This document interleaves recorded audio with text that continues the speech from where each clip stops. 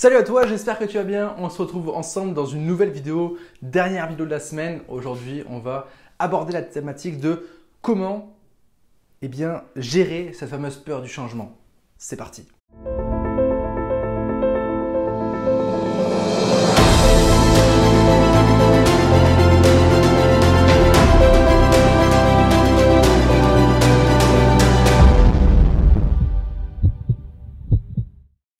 Alors avant tout, si ce n'est pas fait, je t'invite à t'abonner à cette chaîne YouTube, à liker la page Facebook et à me suivre également sur Instagram, Antoine Redel Coach.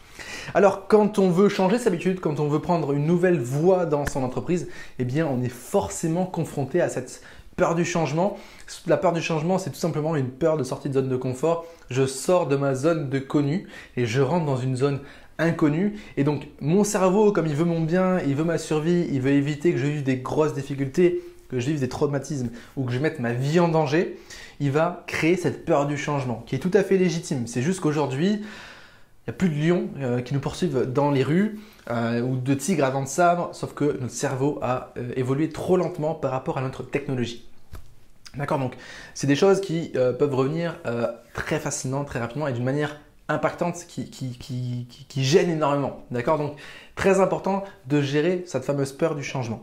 Cette peur du changement, c'est comme je l'ai dit, aller vers l'inconnu, la peur de l'inconnu. Donc la meilleure manière, et c'est con, ça peut paraître con, la meilleure manière de gérer l'inconnu, c'est de le rendre connu.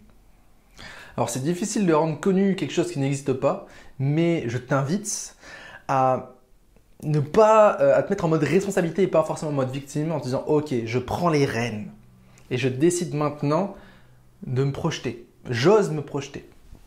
Ok, mon objectif il est là-bas. Et maintenant je vais te demander d'analyser tout ce qui va se passer sur cette fameuse route qui va te mener à ton objectif.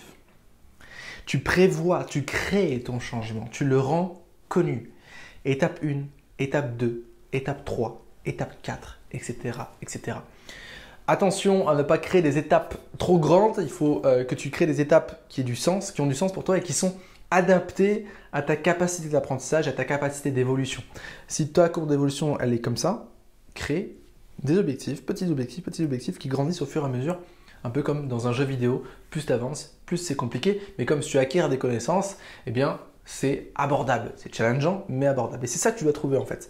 À chaque fois, trouver un défi challengeant mais abordable, réaliste. D'accord? Et c'est ça qui va te mener à la réussite. C'est ça qui va te casser cette peur du changement. Ça va même peut-être te créer une forme d'excitation. Dire « Ah, je ne suis pas sûr que je peux y arriver, mais je peux le faire. » Boum, j'y vais. D'accord? Tu rends l'inconnu connu. Tu essaies de trouver un maximum de métriques qui peuvent te permettre d'avancer correctement. D'accord? Et si vraiment c'est compliqué pour toi, tu utilises la technique du au pire. Au pire, je me loupe. Qu'est-ce que je fais? Ah ben je recommence. Ok, est-ce que c'est grave de recommencer? Bah non, très bien. Souvent, quand on ne réfléchit pas et qu'on n'y met pas une dose de logique, tout paraît grave, tout paraît compliqué, dangereux. D'accord? Mais rien n'est fondamentalement très grave sur le long terme. Quand je suis confronté à une peur du changement, à une certaine peur, eh bien je me dis toujours, est-ce que dans 10 ans, j'y repenserai encore? Non. Alors vas-y. Est-ce que dans 10 ans, ce sera toujours aussi problématique que si je vis cet échec demain? Non. Bah vas-y. Une autre manière que j'utilise pour aborder cette peur du changement, c'est me connecter à mon moi idéal, à mon moi mentor. Mon Antoine, le Antoine dans 10 ans, dans 20 ans. Antoine, je le fais, hein, vraiment, ça peut paraître schizophrène, mais je le fais. Antoine, je suis face à cette problématique. Qu'est-ce que tu me donnerais comme conseil? Qu'est-ce que tu me dirais là maintenant pour gérer cette peur du changement? Et ce Antoine-là qui est détaché de ma situation actuelle et qui est dans la réussite, dans la vie idéale, il va me donner des objectifs sensés qui me ressemblent, qui me correspondent. Et la deuxième question qu'on peut poser à ce fameux Antoine, c'est « Ok Antoine, qu'est-ce que tu ferais à ma place ?» Dire, faire. Conseil, faire. D'accord?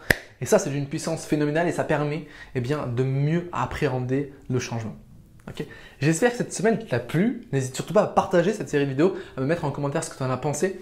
il me reste au moment où je tourne je tourne cette vidéo des places pour des accompagnements individuels. Donc n'hésite surtout pas à m'envoyer ta candidature. On en discute ensemble, on passe un temps au téléphone, ça t'engage à rien. On voit si c'est pertinent ou pas que je t'accompagne sur le développement de ton mindset et de ta stratégie d'entreprise. D'accord? Semaine prochaine, on va aborder ensemble la gestion du temps et l'organisation. Donc c'est une semaine aussi importante. Ça sera malheureusement l'avant-dernière semaine de cette série qui était une série incroyable sur comment devenir un entrepreneur à succès. Ok? Je te dis à la semaine prochaine et n'oublie surtout pas que tu es une personne extraordinaire. Ciao!